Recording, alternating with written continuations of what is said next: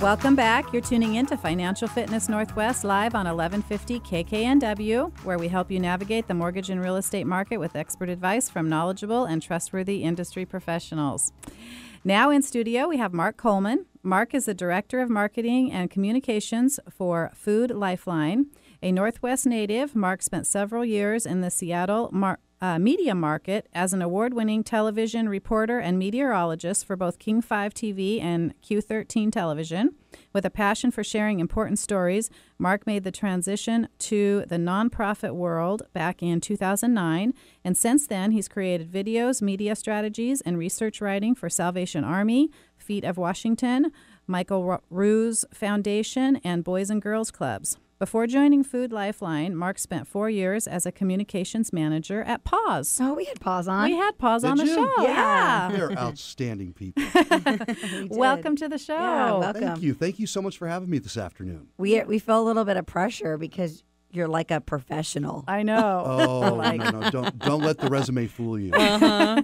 I'm going to try to We're pretend. just novice media people. Yeah, very, very. Oh, I think you're doing a wonderful job. I've been paying attention since the beginning. So well, you thanks. have my attention. Awesome. Oh, good. Thanks. Awesome.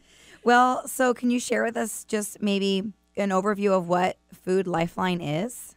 Well, to give you a really good idea what Food Lifeline is, I'll tell you how I came to them. Okay. Okay, I was at Pause for a number of years, and I loved working in animal welfare, but it was a smaller organization. And I really felt like I needed a larger challenge. I needed something bigger, and so I began looking around, and I came across on Indeed.com looking for a marketing director at Food Lifeline, and I go, well, I've heard of that. I kind of heard of that. Let me take a look. So I looked them up and found out that they rescue surplus food from restaurants, grocery stores, manufacturers, farmers. They repack it, and then they distribute it to food banks. And I'm like, that's a great model. Yeah. And then having been a weatherman, and science kind of being my bag, the fact that we're keeping 40 million pounds of food every year out of the landfill was huge. Right. So I interviewed with them, and I had a chance to sit down with the CEO. Her name is Linda Najat, and she has been with Food Lifeline for 20 years. And she is the most remarkable woman. And we were supposed to have a little 15, 20-minute coffee conversation. We were at Starbucks for about 2.5 hours. Wow. We just couldn't stop talking about how important it is for people to understand what Food Lifeline does and how they can get involved. And to this remarkable model of rescuing food and feeding the large number of hungry people we have in Western Washington. So I was sold. Yeah. They sold me. That sounds like really gratifying work, I'm sure. It truly is. I joke that I left television because I wanted to use my powers for good rather than evil. Yeah. But they still ask me the forecast in the office. Oh, they do? Yeah, so I have to be prepared if there's weather coming, because it's just going to come right over my cubicle, That's and I'm going to have to funny. share it with them. They just look to you, Wow. hey, what's it going to do? And you look outside and go, hey, it's going to rain. I got a phone like everybody else. Right. You're like, hold on, let me pull up that weather Let app. me I'll tell pull you up- right now. Exactly. Well, that's the other reason I got out. Who's going to stay up till 10 o'clock to hear what I have to say? On They the got it phone. on their phone. I don't know. right? You're pretty captivating. I'd hear you. Yeah. You talk about the weather. I know. So how many people do you guys feed every year then? Last year we fed over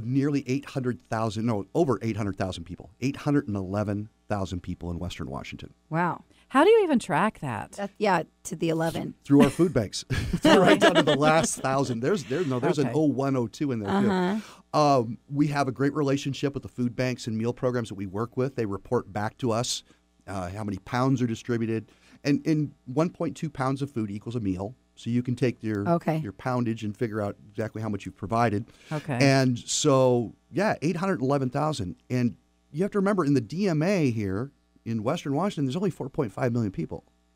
Wow. We fed 20% of them. That's incredible. That's sad. I mean, there's that many people that need It truly is. food. And children And you're probably and not even seniors. reaching everybody. And we're not. And that's the problem. In Western Washington, 1 out of every 5 children does not have enough to eat. 1 in 7 adults.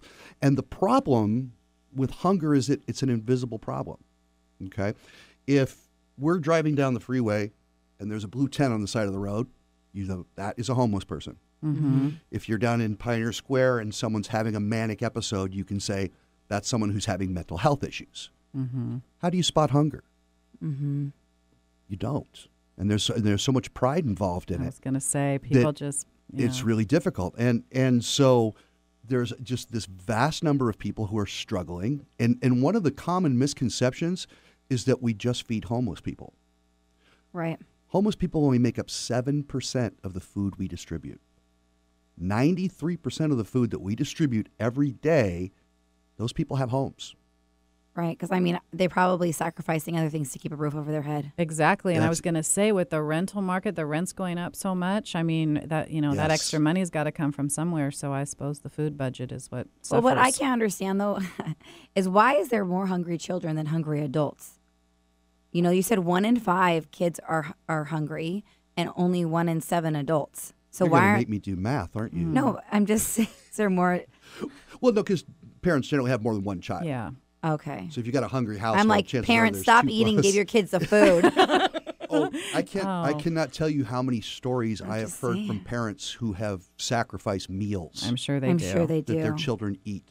One woman that worked at a local bank, someone in her office in the cafeteria had thrown a salad out, a perfectly good brand new salad, and she took it out of the garbage can and That's ate so it sad. because she hadn't had dinner for 2 or 3 days. And Wow. we have so many people that are on the edge. Yeah. We have so many people that are underemployed. Underemployment is a huge factor. They're financially unprepared. They don't have the financial reserves that we're supposed to have to feel safe. So you think of a $400, $500 car repair, which is common. I mean, when was the last time you ever got out of a shop for less than $500? That happens. That throws their entire month off. Right. Say there's a medical bill or a copay, that throws it off. So we're getting a lot of families and people that are working. They're working as hard as they can, but it's just so difficult. And we have such a hot economy here that people tend, that's why I can't get out and talk about this enough, because everybody sees all the cranes and they see South Lake Union building up and they see Amazon and they see all this growth and they think, wow, the city's doing great. And it is on one end of the spectrum. But the other end of the spectrum are people that are struggling. Right, because it's so expensive to live here. And Right. unless you're making those incomes, you can't afford to feed your family and rent and No. live somewhere in the greater Seattle area. No. Yeah. And No. think of this. This Crazy. is seniors is one of our fastest growing segments. Because you'll take a senior who, say, lives in Ballard and rents an apartment in Ballard and has been there for years. In the last 5 to 10 years, his or her rent has doubled. I guarantee you their Social Security checked in. No, it did No. not. So we find ourselves serving a lot of that population, and they are so wonderful. When we go to the distributions, because we supply the food banks, shelters, and meal programs, but we also do direct distributions, what we call Okay. mobile food programs, where we'll take a semi full of truck up to Maple Falls, to a community that does not have access to a food bank, that does not have access to resources. that's cool. Yeah, and so you meet these people, Wow. right? And we move so much produce, fruits and vegetables that are coming from Washington. We're an agricultural state. And we take that up there, and you watch these families, with this fresh romaine, the tomatoes, these wonderful vegetables, and just the look in their eyes. It's just like it's hard to explain. You really have to see it. But it's remarkable to see when their needs are being met, and they can be calm, that that their shoulders can just drop and know, my family's going to eat well this week. Right. So you've kind of touched on this, but so who is your client? Your client is actually the food banks? Primarily our clients, what we call our agencies, are food banks, shelters, emergency shelters, and meal programs. Okay. And then, so we supply the food to them. We have a giant, nearly 200,000 square foot warehouse. Wow. The food comes in, and this is really, I want to talk about this. This is really key, because we rescue about 40 million pounds a year of food, but we can't just send it out to the food banks. It's, the stuff from the FDA comes in 600-pound boxes Wow. of potatoes Someone's and frozen gotta corn. break all that down. Someone's got to sort it. We Yeah. have 13,000 volunteers Wow. every year that help us sort and repack that food into family-sized portions.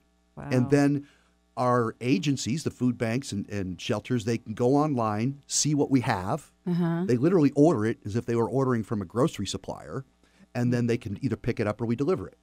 So we're a very efficient operation, and we move a lot of food that way. And again, we also have the mobile food programs, and we have a kids cafe program.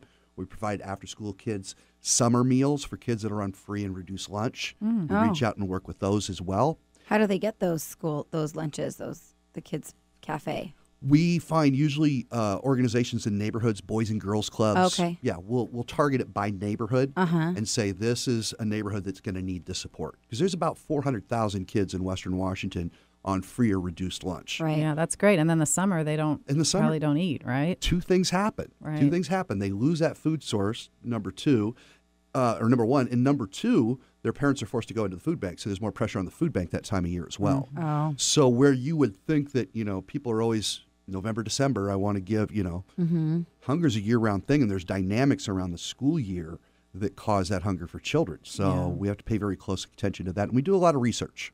So being part of Feeding America helps us with that. So we get a lot of national data, and we also do a lot of research locally to really understand who that client is and how we can best serve them. Wow. Yeah, So how can we help? How can people help and get involved? Volunteer. Yeah, you need to fill those 13,000 spots. It's so fun. Yeah.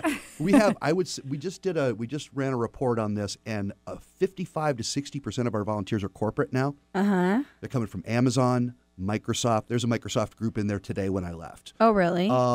Yeah, Tableau. Some team building. Yeah, there's a lot of team building going on, and they love it because once they see the food will eventually be thrown away, they're like, this is crazy. Yeah. When they see the scale of that surplus and that they can walk away and know that in 4 hours they help move that food to a food bank that's going to distribute that to 250 families, that's a pretty remarkable afternoon. Yeah.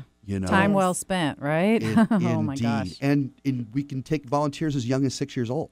Oh, wow. So, which is not, when I was at Pause, we had to be 18 to volunteer. Yeah. Here, we're working with food. They can be as young as 6, and you can go online to foodlifeline.org and just click on volunteer, and the whole calendar will come up. You can pick a time for you and your family to come in and do a repack. People come in for birthdays. We have a big facility, so people want to do a potluck after they get done with their repack. We're more than happy. We had salsa dancing. We had salsa dancing a couple weeks ago. I was leaving the office, and there's a DJ in the lobby and the salsa dancers. And it was a repack / team building event with salsa lessons. Wow. So that's very diverse. Yeah, we try to be like dancing and packing. Yeah, we're having a Halloween repack. Are you? A Halloween spooktacular costume repack. I guess you could say the sky's the limit. If you can think of it, you guys probably can. Absolutely, make singles it happen nights. There, right? Oh, really? Singles night. We're getting a mirror ball, and once we have that. No, you are the not. disco. Are you No, we serious? totally will. Oh, I totally will. I'm not. I kid you not. Oh, That's my awesome. gosh. I know. I love that. That's something that a lot of. I would love to do that with the kids. Yeah. So the number one thing that we're looking for is that engagement on the volunteer level, but also if you're making donations, if giving is part of your lifestyle and your choice, a couple things to remember. Number one, Food Lifeline. We have one of the lowest expense rates in the state. In fact, the very best. 96 cents out of every dollar you donate goes to putting food on somebody's table. That's incredible. Only a 4% administration rate. That is crazy. We can also each dollar creates the equivalent of 4 complete meals. Wow. Really? So, yeah, every $1 is $1, 4 meals? 4 meals. Wow. A whole family. An entire family. So when you think about that, when you make when you sit down this holiday season, think about us. Go spend a little time on our website, see what we do, and see how well we can use your dollars, because we do it extremely well. So you don't need food. You don't want food donation. You want money. Money because there's surplus food going to waste. Yeah. Right. If someone someone wants to go to the grocery store and fill up a bag of groceries for a food bank or a family, that's wonderful. Mm-hmm. And let's say they spend $25 on a bag of food. That bag of food may end up being 5 meals, okay, which is wonderful. That's a heartfelt gift. Mm-hmm. But those same dollars would create 100 meals. Right. When we have access to this food that is surplus. Yeah. Farmers' produce, manufacturers, cereal boxes. I mean, all this wealth of food. 40 million pounds a year. That's a lot of food. And it only takes us 25 cents a meal to move it. So we were talking about the cereal boxes before the show. Share that story. Like, Well, the promotions, everything's a promotion. You go to the grocery store, they're trying to sell you something on the box of cereal, right? And so we'll come in, there'll be a pallet of cereal, and the reason we have it is because there was a contest that's expired. Right, but the cereal's just fine. So the cereal's just fine, but they pull the boxes off, and the cereal's an afterthought to them. They're marketing the box. Right. You know, so we take advantage of that. You know, we've learned these best practices from our Feeding America network to be able to locate these resources. And, you know, another good example, we have a lot of fishing agencies here in Western Washington. We're a big fishing port. right. They have a group called Sea Share. And what they do is they take all their surplus fish, freeze it up, and then distribute it to places like us. So we'll take a load, you know, we'll take an entire semi-load of that fish, and it's amazing, but it's surplus. Isn't that crazy that we have so much surplus food and people are still hungry? Yes. Yes. It's like blowing my mind. It's surplus fish, surplus, I know. Right. farming, all these things that we have just so much extra. And it's quality food, right? We're It's talking top quality food that's just getting thrown away. Absolutely. Some of the food we have is so fresh that you and I can't buy it that fresh. Wow, like it's too fresh. We have stuff too that fresh. It would take another week for it to get to the Safeway Right. or the QFC. Right. Today it's going to the food bank, and that's as fresh as it gets. Yeah. With romaine coming out of the Kent Valley, right? I mean, it's so we really have found this gap, and we really feel this is how we can make this work. You know, because we say we're feeding people today and we're trying to end hunger for tomorrow. So that's the feeding people today part. We're also getting involved with a lot of organizations that fight poverty, because poverty, of course, is the root cause of hunger. Right. So we're learning to get involved with these groups. For example, we work with CMAR Health Clinics. Okay, they're a free clinic from Seattle and Marysville, hence CMAR. They're absolutely wonderful. They have a large population that they work with, and they have a lot of diabetic patients. Oh. And so we created what we call the Healthcare Initiative, and we got a bunch of insurers together, doctors, scholars, and said, how can we best help these people? And somebody in one of the meetings went, well, can't we prescribe them food? Because that was the biggest problem. They run out of money at the end of the month. They're out of food. They're eating things they shouldn't eat. Right. Now they're in the emergency room without any insurance. So now we go to CMAR clinics twice a month and take them loads of fresh fruits and vegetables. Wow, and you just solved a huge problem. We solved a huge problem. So, and there's a poverty issue. There's a $500 expense that family's not going to have for medical care at the end of the month because they have the food they need. Yeah. And we can do it for a fraction of what it costs to take care of them in the healthcare system. So those are the kind of moves we're making now moving forward so that we can end hunger. Wow. How many employees do you guys have? It's funny, we're growing really quickly. We just moved into a brand new home, our Hunger Solutions Center, a year ago, April, in South Park. And we have gone from about 70 employees to almost 100. Wow. So Wow. we are continuing growing. to grow. We just added Starbucks. When you go into a Starbucks and you see their Mercado, which is their new sandwich and food selection, every night that comes to us now. Oh, wow. They put that food out for one day. At the end of the day, it's donated. And the baristas drove that. Oh, really? Yeah, Starbucks said, we want to sell all this food. And the barista said, because we throw away what you already have. Unless you have a plan. And the company, Starbucks, bless their hearts, they went, you know what, they're right. So they worked with us and Feeding America, and we created a rescue plan for all that food. And so every night we have trucks that go out to the Starbucks and pick up those fresh salads, those fresh sandwiches, all that. And within 24 to 36 hours, that's on the plate of someone who needs it. Wow, that's awesome. So about 2 million meals this year is what that Starbucks is going to create for us in Western Washington. They're amazing partners. Wow. So what about chefs? I've seen that there's some local chefs that support Food Lifeline. Can you tell us what's all that about? Tom Douglas won't leave us alone. Oh, really? The crab cake man. Yeah, yes. Yeah, no, Tom has been with Food Lifeline for almost 30 years. Whether he's been a donor, a supporter, or he's been on our board of directors, he is our biggest supporter. And his thing is that he says, I feed people for a living, but once I get done feeding all the people that can afford to eat, I'm not off the hook. I need to continue to feed those people that can't afford to eat. And And a lot of the chefs are that way. And when a chef cooks for you, that's how they love you. Mm-hmm. They love you with food. Yep. Right. And Tom is very much that way. And I'll watch him cook for our events and things. And he is there to love you with his food. And he wants to share that with everybody in the city. So we have himself, Terry Rodero, the chef in the hat, is one of our big guys. Jason Wilson. We have a number of chefs. Chef Roy Bryman. We have an event every year called Savor, where we pick like 5 of those really top chefs, and they each make a course. Wonderful great. meals. So yeah, that's it's awesome. it's a natural fit for the chefs, Yeah. and they're really quite involved in what we do. Awesome. Well, Well, thank you so much. Yeah, thank you. That's so much great information. We will have everything on our website so you can learn more about Lifeline on our network. And Thank you. for tuning in to Financial Fitness Northwest. When we come back from the break, we will be chatting with Alex Black and Jacob Pickett with the Black and Pickett Real Estate Group.